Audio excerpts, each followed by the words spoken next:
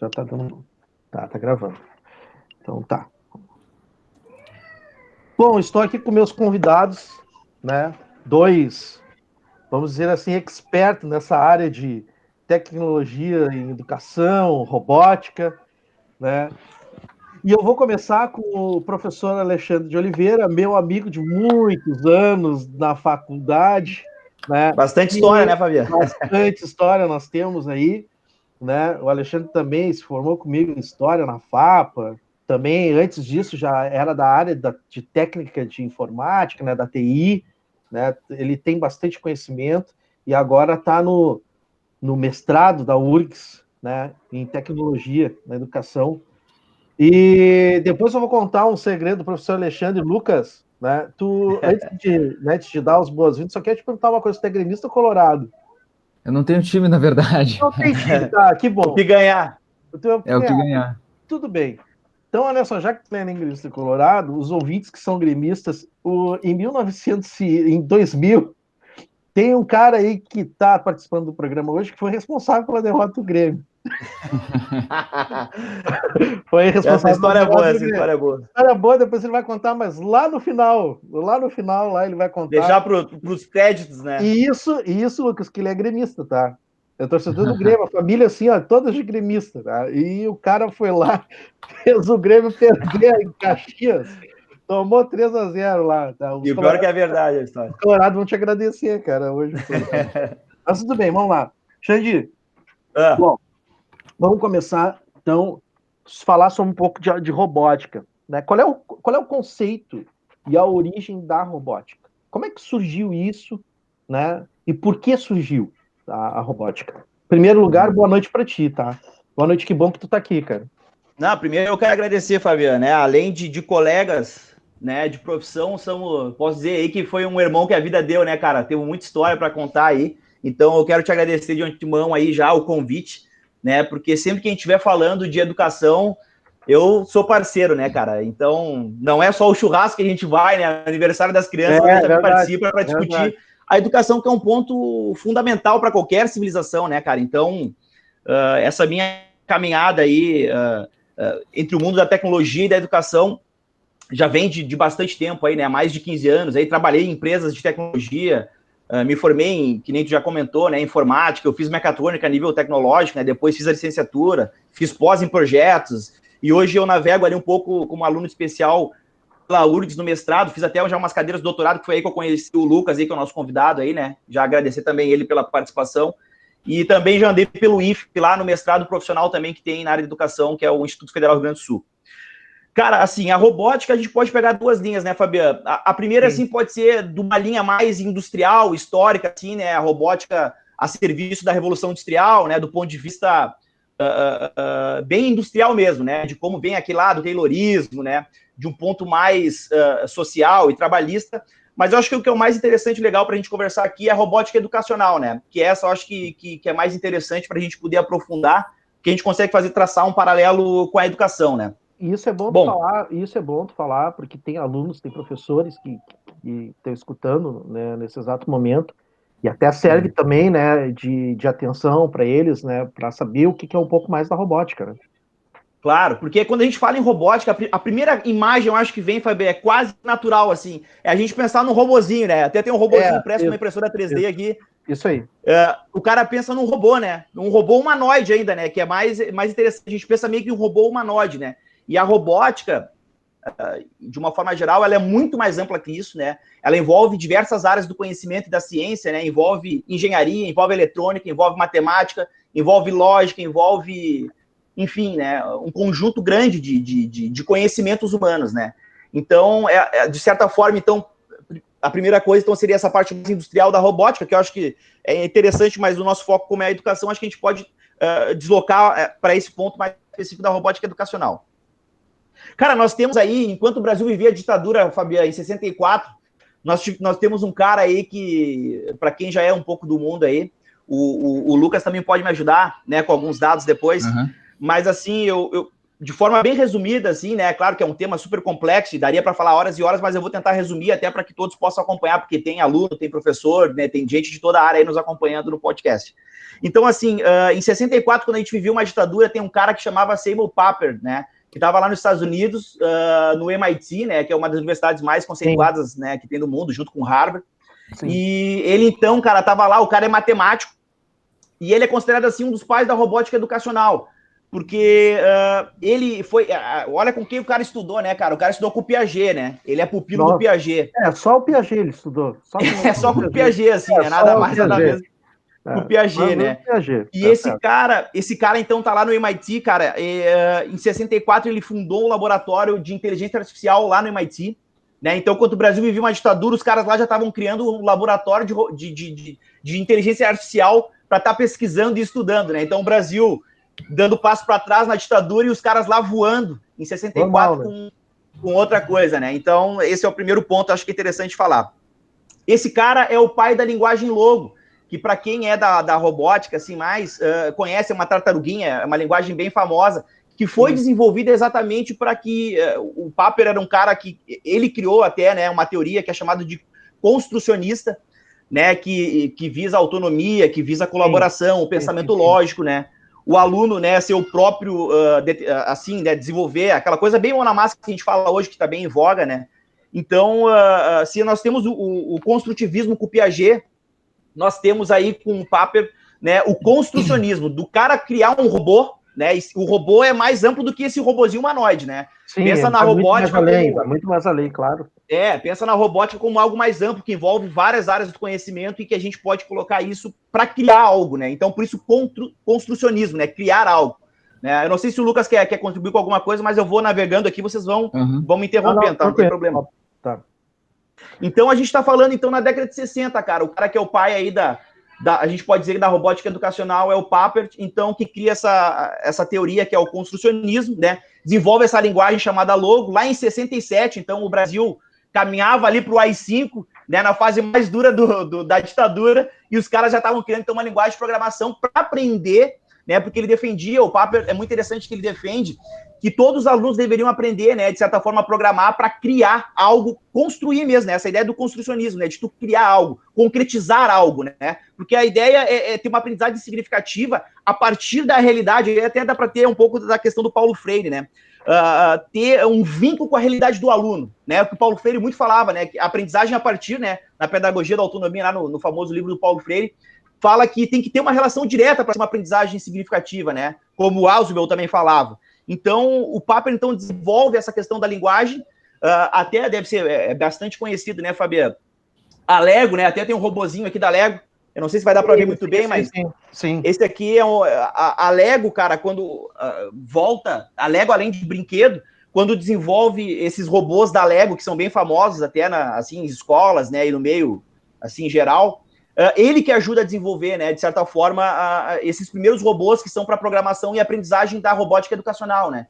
Depois surge uma outra linha, claro que a Lego é paga, é uma gigante do entretenimento, do brinquedo e tal, né, tem esse foco educacional, mas a gente tem depois, mais à frente, meio que uma divisão, porque se por um lado a Lego, que é uma gigante do brinquedo, da entretenimento, e que tem muitos pontos positivos, mas tem outros que são negativos, como os preços, por exemplo, né, os kits de robótica educacional da Lego são muito caros, começa a surgir uma outra onda, por um outro lado, de uma robótica mais livre, com um valor muito mais baixo que o Arduino, que é esses caras aqui, ó, eu tenho uma plaquinha de Arduino aqui, para quem nunca ouviu falar, ou nunca viu, essa aqui é uma plaquinha de Arduino, que tu programa, com uma linguagem de programação, tu passa códigos, né, de forma lógica que ele executa alguma coisa. Então tu pode, sei lá, ligar um LED, ligar um motor, fazer um robozinho andar para frente, para trás, ter sensor, né.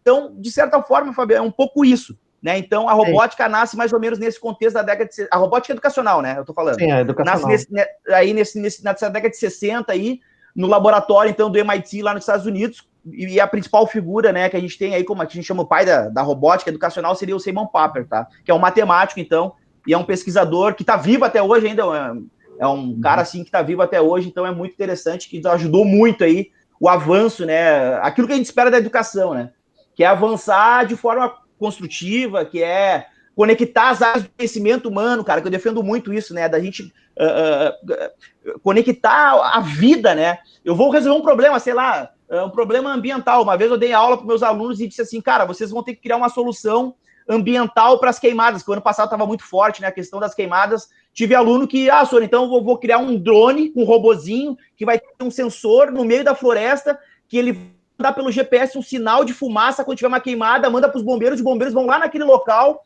exatamente pelo GPS do drone. Olha só que coisa interessante com a robótica, né, com a tecnologia que a gente consegue... Sim. Isso solução de um aluno de 6º ano, cara, entendeu? Então, eu acho que é para isso que a gente tem que usar a tecnologia, né? Nesse sentido, nessa vertente, nesse caminho, né? Usar a tecnologia a favor, né? Da educação e da compreensão de uma forma geral. E o Lucas, em primeiro lugar, que a gente dá boa noite aqui, tá? Seja bem-vindo no nosso programa, né? De SAP, Ciências e Entretenimento.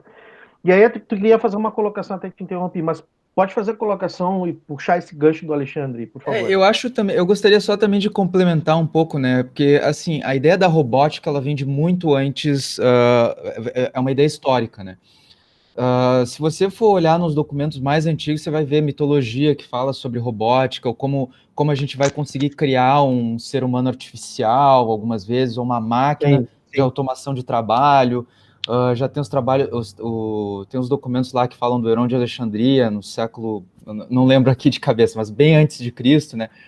Mas, assim, o interessante de pensar é que a robótica educativa, na verdade, ela é uma coisa que veio bem depois, né? E ela é um desafio técnico para a gente, como os engenheiros e para os professores que estão interessados em trabalhar com isso, né?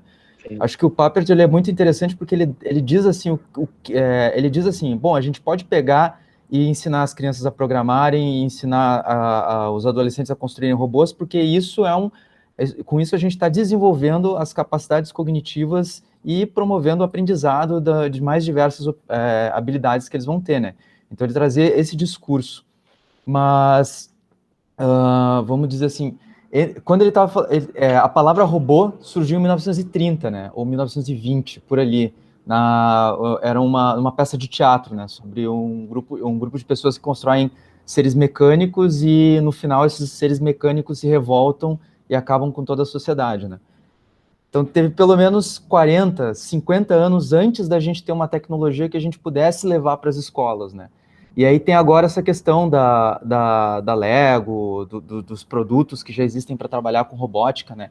Então, a gente está tentando, a gente está vendo como o grande desafio que nós estamos vivendo hoje é como a gente pega esses equipamentos que tem e leva eles para a escola a um custo e a uma capacidade de levar, de adequar essa tecnologia para a escola, né? Por exemplo, a gente não pode chegar lá com um kit de robótica e dizer, bom, pessoal, assim, isso aqui é um robô, vocês programam ele assim, agora vamos ensinar a história aí para os alunos com esse negócio aqui, né? E aí é que tem isso, né? A tecnologia mais educação é o que a gente está vivendo hoje, né?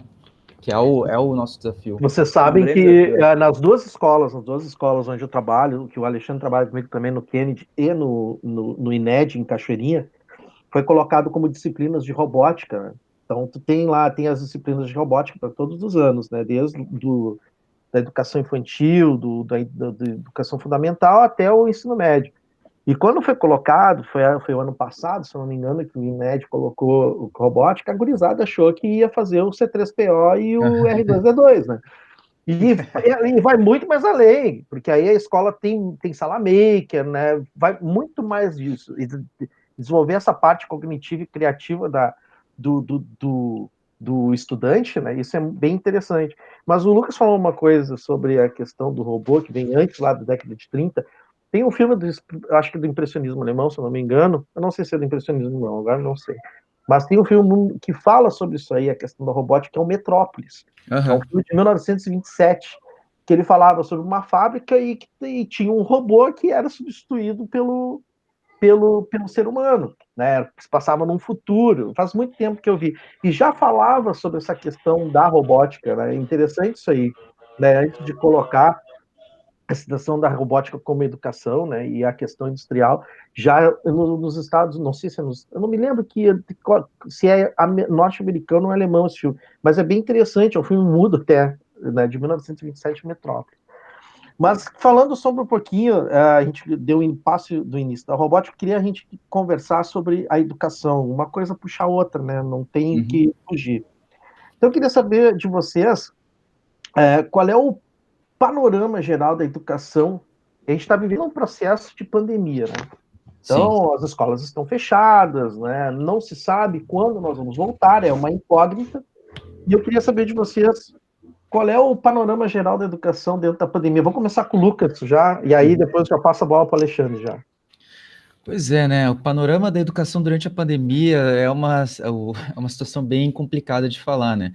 Primeiro, é necessário ter muita responsabilidade, assim, quando a gente vai falar sobre o que está acontecendo, porque nós estamos numa questão, assim, de entender o que é essa pandemia e quais são os impactos que ela vai gerar, né?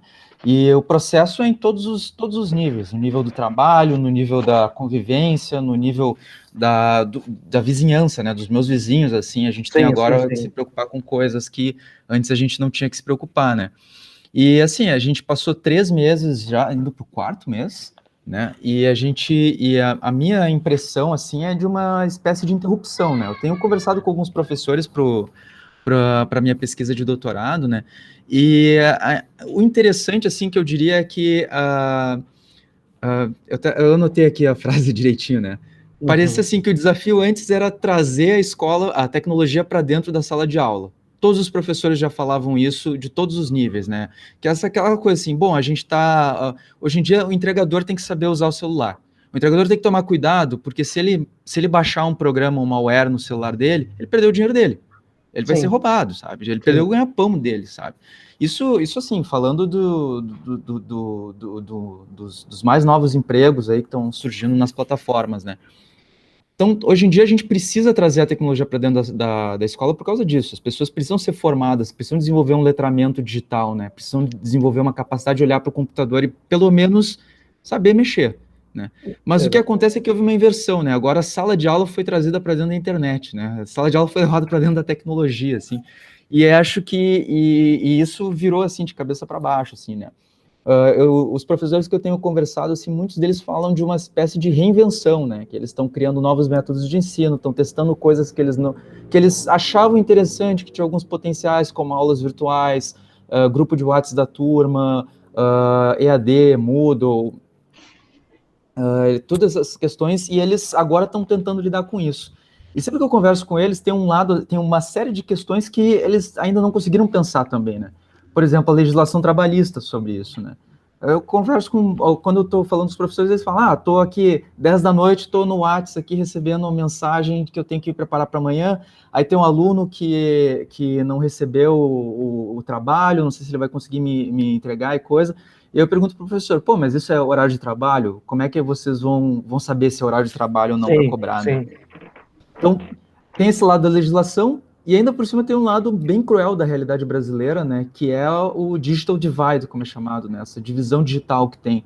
A gente tem 30% da população brasileira que não tem acesso à internet, né, e ela está espalhada por aí, né, tem o interior mais isolado, que é um lugar que não tem, mas nas próprias cidades tem regiões que as pessoas não têm, né.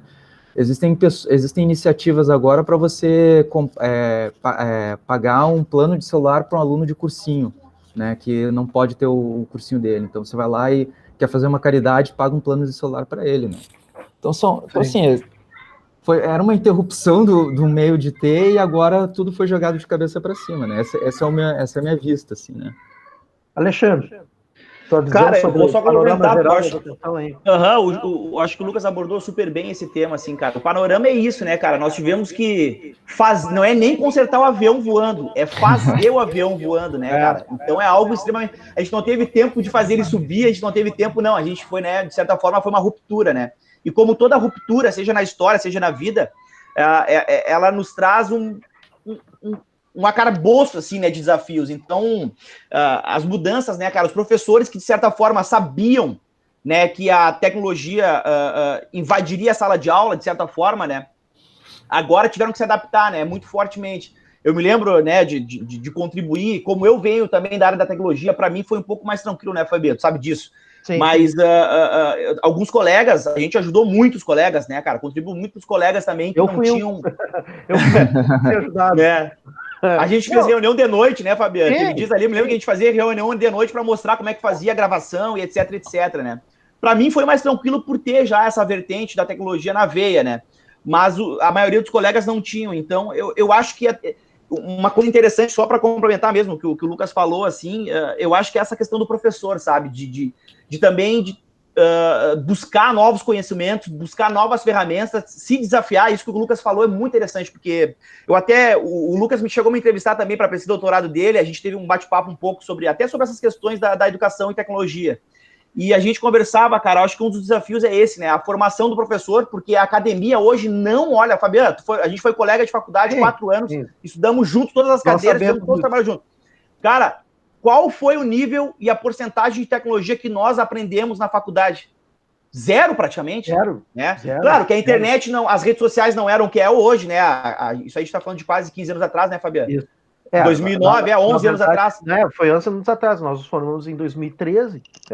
Mas as redes sociais não eram esse boom, era o Orkut na época, né, cara? A gente falava Orkut, o aluno não vai nem sabe o que é Orkut. Só para ter uma ideia, na época o Facebook estava nascendo, a se expandir no Brasil.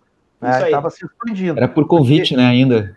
Era por convite, né? Era qualquer um entrava, exatamente. Eu me lembro, não, só para vocês terem uma ideia, eu me lembro com essa questão da tecnologia, em 2010 eu fui a Florianópolis e conhecemos um casal de uruguaios, eu e minha esposa, meu filho não tinha nascido, lá na Praia de Armação. Aí nós perguntamos, vocês têm Orkut? Eles ficaram assim, não temos Orkut, nós temos Facebook.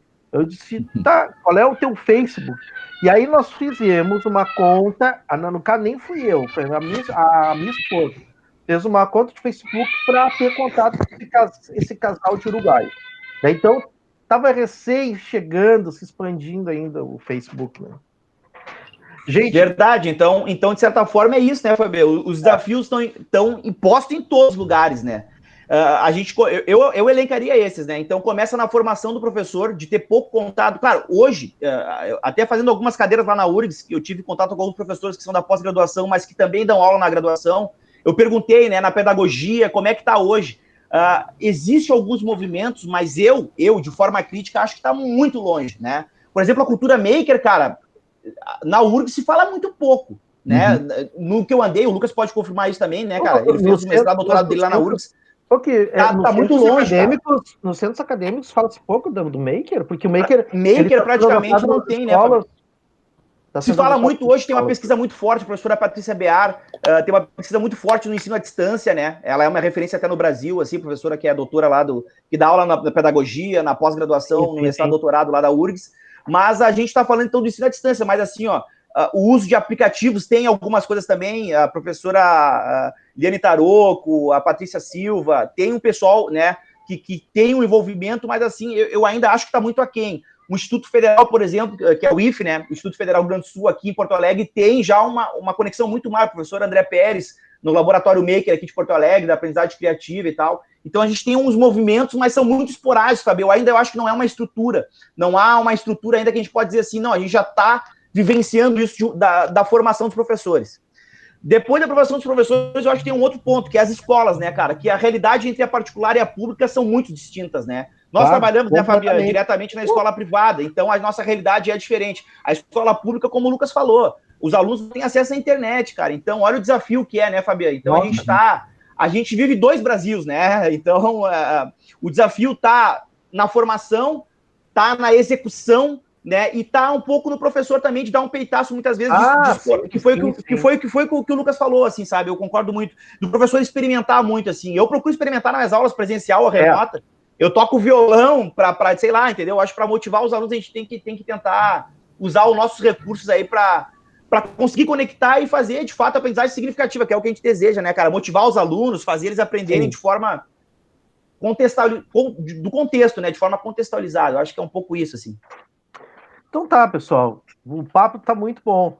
Tá ótimo o papo, mas eu vou agora encerrar o primeiro bloco, né? E nós estamos fazendo uma homenagem ao Gilberto Gil, que fez 78 anos no dia 26 de junho. Né? Foi então, ministro da Educação, ministro da Cultura, né? Cultura. Olha, eu vou dizer uma coisa para vocês. Ele levou a cultura do Brasil para muitos lugares, cara. Ele foi um cara que de uma certa forma, ele levou a cultura brasileira para vários lugares no mundo. Uma coisa que eu acho bem legal é que o presidente da ONU, na época, não me lembro quem era, convidou ele numa reunião, isso aí tem um vídeo no YouTube, convidou ele para cantar uma música. E o ministro e o presidente da ONU, na época, não me lembro quem era, pegou um bangozinho, e tocou do lado dele. Bom, diz que foi. Tem no YouTube, cara. Bota lá pra te ver. Bem legal. Mas ele levou a cultura brasileira pro mundo. Foi bem bacana isso aí, da parte dele. Então eu vou encerrar o primeiro bloco com a música Esperando na Janela, tá? Que é um forró. Então, curte aí Esperando na Janela do Gilberto Gil. Daqui a pouco a gente volta. Deixa eu só